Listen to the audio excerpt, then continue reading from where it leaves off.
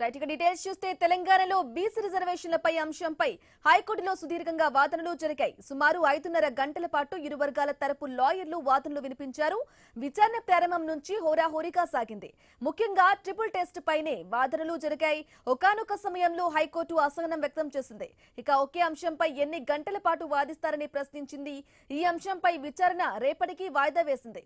రేపు మధ్యాహ్నం 2:30 గంటలకు తిరిగి విచారణ చేస్తామని న్యాయస్థానం స్పష్టం చేసింది. రేపు తొలి నోటిఫికేషన్ రానున్న తరుణంలో స్టే ఇవ్వాలని పిటిషన్లు కోరారు. అయితే స్టే ఇచ్చేందుకు హైకోర్టు నిరాకరించింది. రేపు ఇంప్లీడ్ పిటిషనర్లు వాదనలు వినిపించనున్నారు. మరోవైపు వాదనలు కొనసాగిస్తారని ఏజీ కోర్టుకు తెలిపారు.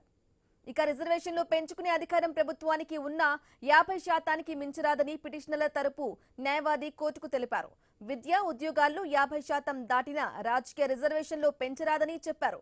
ఏజెన్సీలో ఎస్టీలకు మాత్రమే రిజర్వేషన్ల సీలింగ్ వర్తించదన్నారు.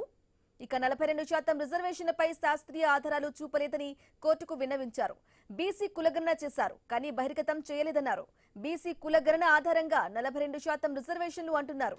మరి ఎస్సీ ఎస్టీల రిజర్వేషన్లకు మాత్రం 2011 జనాభా ఆధారమని చెప్పడం ఏంటని ఆయన వాదించారు. ఎస్సీ ఎస్టీల జనాభా పెరిగిందా తగ్గిందా ఆ లెక్కలు ప్రభుత్వం వద్ద లేవా అని ప్రశ్నించారు. ఎస్సీ ఎస్టీల జనాభాను లెక్కలోకి తీసుకోకుండా బీసీ రిజర్వేషన్లు ఎలా అన్నారు. 2018లో 34% బీసీ రిజర్వేషన్లు ఇదే కోర్టు కొట్టివేసిందని గుర్తు చేశారు. ఇక రాజ్యాంగబద్ధంగా ఎన్నికల నిర్వహణకు తాము వ్యతిరేకం కాదన్న ఆయన రాజ్యాంగ విరుద్ధంగా ఎలా నిర్వహిస్తారని కోర్టు దృష్టికి తీసుకెళ్లారు.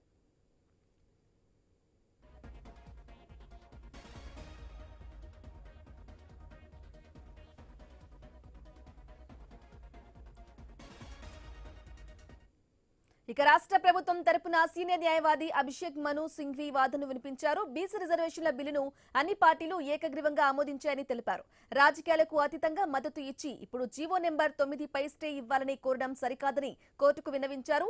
సమగ్ర కులగణన ద్వారానే ప్రభుత్వం ముందుకెళ్తుందని స్పష్టం చేశారు. ప్రజా సంక్షేమం కోసం నిర్ణయాలు తీసుకునే అధికారం ప్రభుత్వానికి ఉందని చెప్పారు.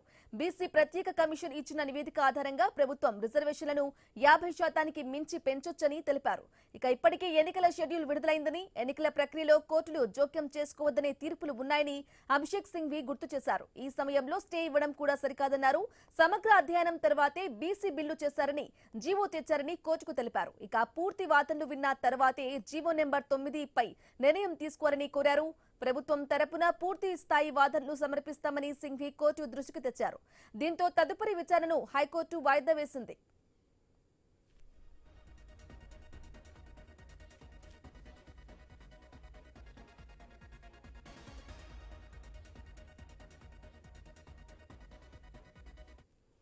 ఇక బీసీ రిజర్వేషన్ల జీవోపై హైకోర్టులో రేపు వాదనలు కొనసాగనున్న నేపథ్యంలో ప్రభుత్వం కార్యాచరణ సిద్ధం చేస్తోంది.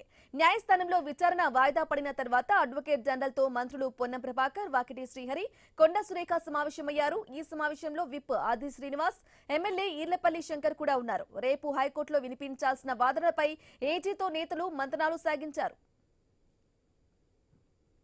ఈ రోజు స్టే కొరకు వాళ్ళు ప్రయత్నం చేసిండ్రు. గౌరవ ప్రధాన న్యాయమూర్తి గారి ఆధ్వర్యంలో డివిజన్ బెంచ్ స్టే ఇవ్వలేదు. బీసీ రిజర్వేషన్ కు సంబంధించిన విషయం లోపల స్టేట్ వెల్ఫేర్ లెజిస్లేషన్ లోపల 42% చట్టబద్ధంగా